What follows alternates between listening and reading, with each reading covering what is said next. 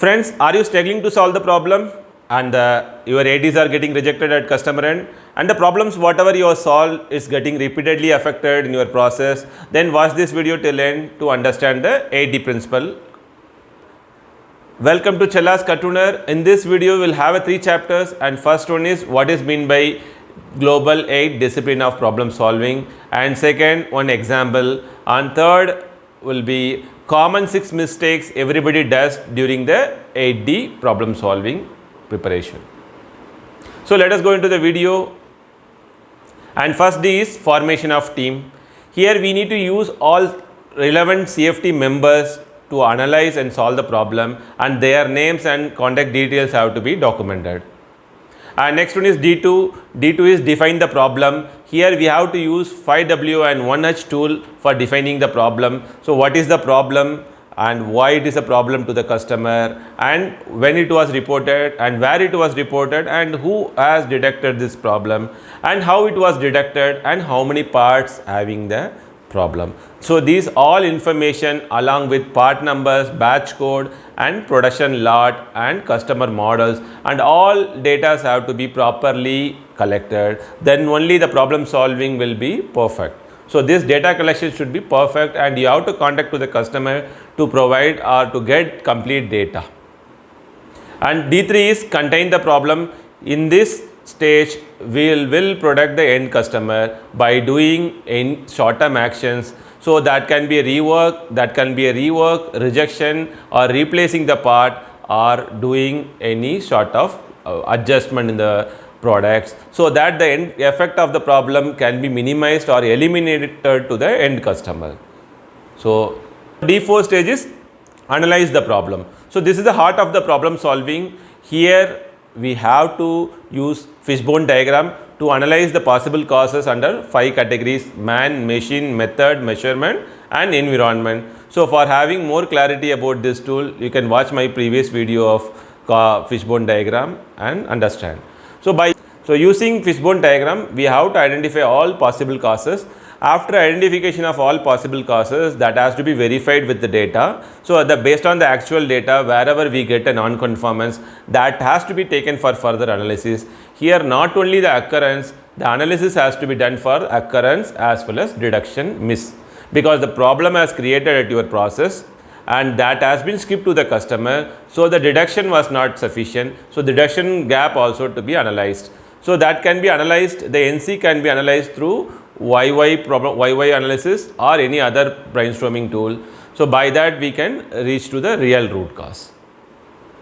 So next stage is D5, develop the action plan. So after the analysis, we have collected and concluded the root causes. For all the root causes, we have to identify the permanent action with the help of CFT. So the action has to be properly concluded with the target dates and responsibility within the organization, sometimes with the suppliers. So that has to be documented in D5. Next stage is D6, validate the actions. So this is very important, because whatever actions you have taken, the output has to be measured at your end as well as at customer end, so that the problem should not repeat. Then only the actions are really effective. So this is very mandatory. If you are not evaluating the actions with the output and the results, so the actions may not be the root cause for the problem. So the problem may reoccur at customer end. So that the actions whatever you have taken in the process has to be evaluated with the output at various stages, either in the process or PDA or customer end. So that validation of actions is very important, and this comes under D6. So next stage is D7, prevent the reoccurrence. Your all standard documents, control plan, FMEA, work instruction have to be properly updated for the future reference. So as well as horizontal deployment has to be done for all applicable parts and similar processes. Final stage is D8, congratulate the team. So it will develop the good morale for solving the problem in future. Now let us see one example 8D. So this is a sample 8D format. So we are starting now from the top. So a date original when the problem reported and the AD initiated, that date should be here. and date revised means after completion of all actions, attachment of all documents, the final date, that is a G8D closure date, has to be updated here. So here for D1 is the form the team. So all CFT members name, department, contact number and email ID should be updated here, and here leader has to be mentioned properly. Next one is D2, define the problem.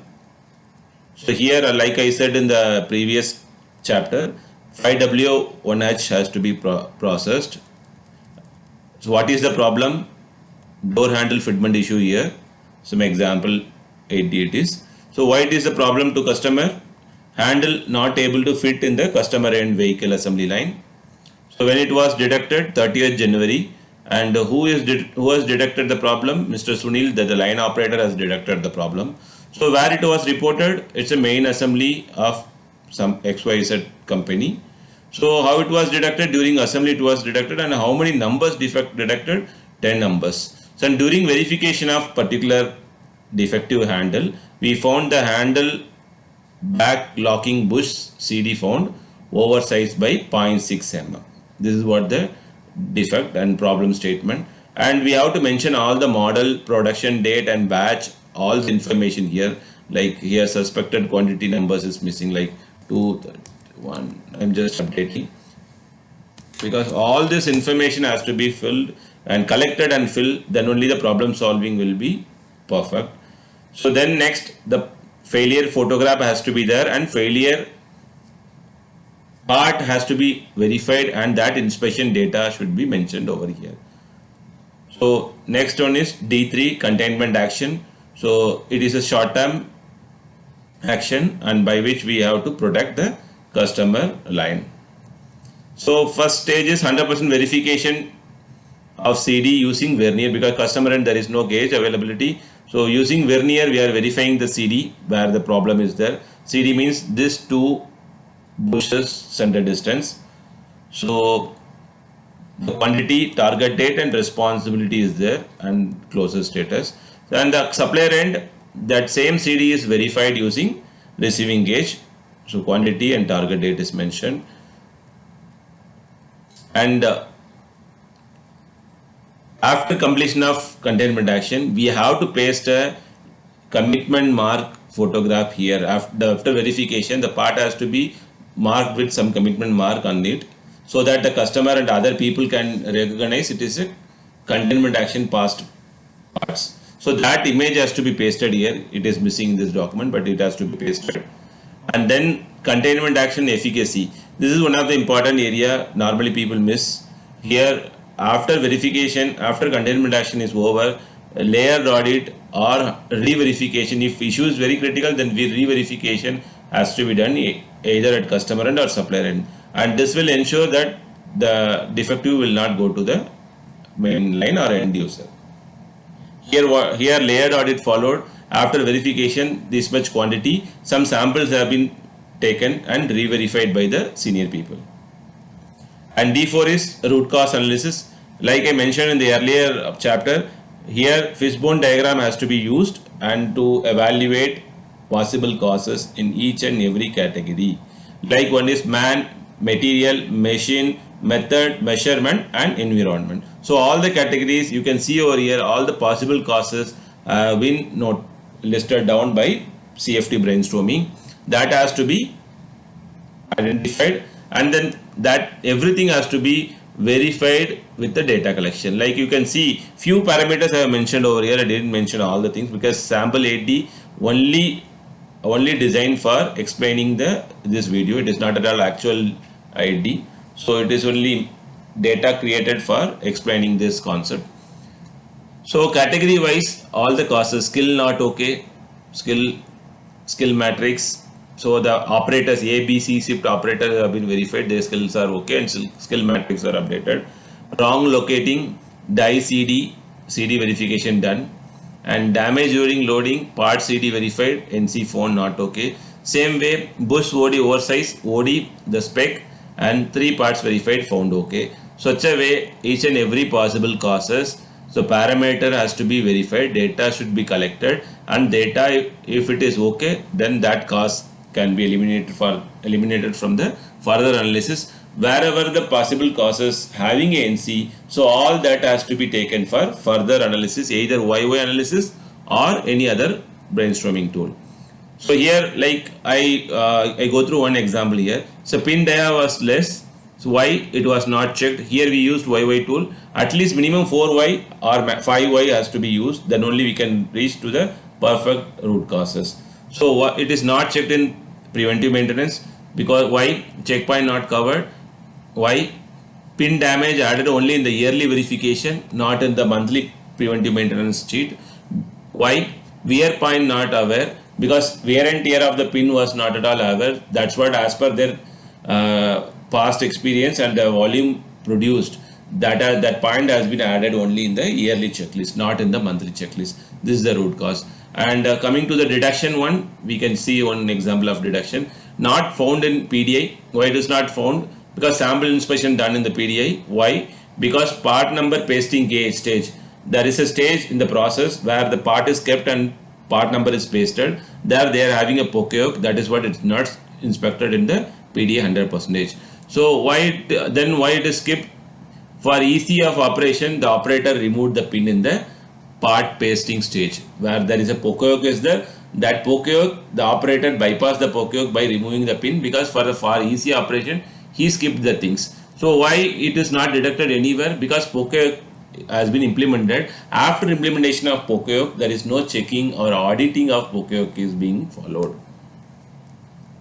Then D5 is develop the permanent action, develop and implement the permanent actions.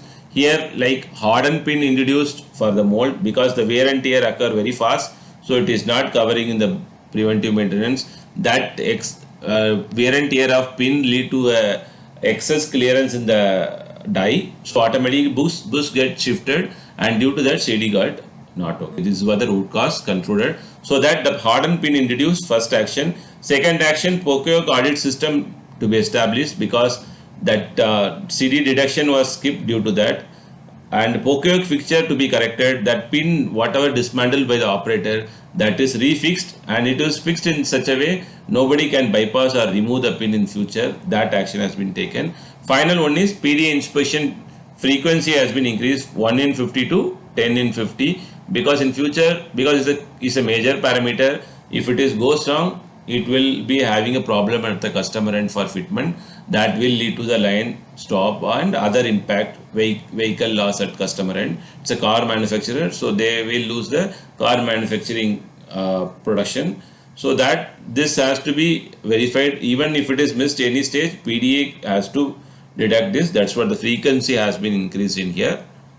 Here in D5, after D5, for all 4 actions, we have to paste a before and after photographs after implementation.